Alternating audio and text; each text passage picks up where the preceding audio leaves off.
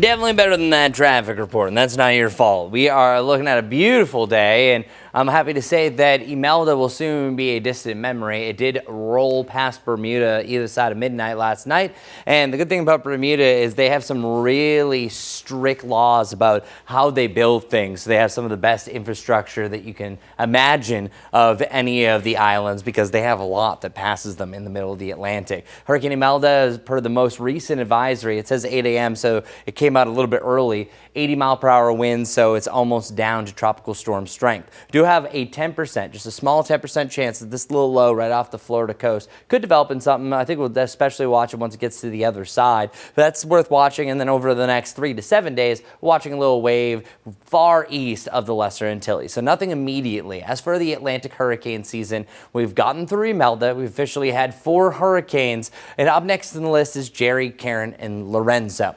So the hurricane name lists, they repeat themselves every single 6 years. They cycle through. It is officially in 1979 that the World Meteorological Organization decided, wow, we're just doing female names. That's not right. Let's alternate in between male and female. So way to go, World Meteorological Organization. So the WMO is the easier way of saying it.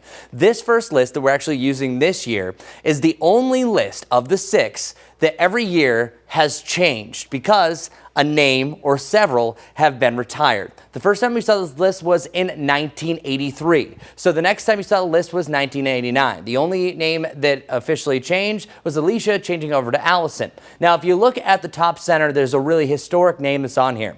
This is the same list that Hugo is on. Of course, 1989, one man that knows this better than anyone is going to be Larry Sprinkle. Hugo, of course, was retired this year. That turned over to Umberto. So the Umberto that we saw this year was actually the name that replaced Hugo in 1989. Humberto, by the way, every time it's formed has turned into a hurricane, but this year's Humberto was the strongest. So in 1995, this was another historic year. We had multiple names that formed. We had a change over to Olga, Rebecca, Lorenzo, and Michelle. So 4 names changed on the list. Now, if we go to 2007, you see another change. The A name changed over to Andrea, where the A is now changed twice in this list. You had Melissa, and then the I name also changes twice as well. So you have Ingrid here that changed over in 2007, and then also Dorian. Dorian pops up heading into the 2013 season. The Fernan, changing from Felix that we saw this year, also changed over as well. But you can see those changes. Eventually, once you get to 2019, that Dorian is going to be retired as well, changing over to Dexter, and that brings the list here in 2025. But as I've mentioned,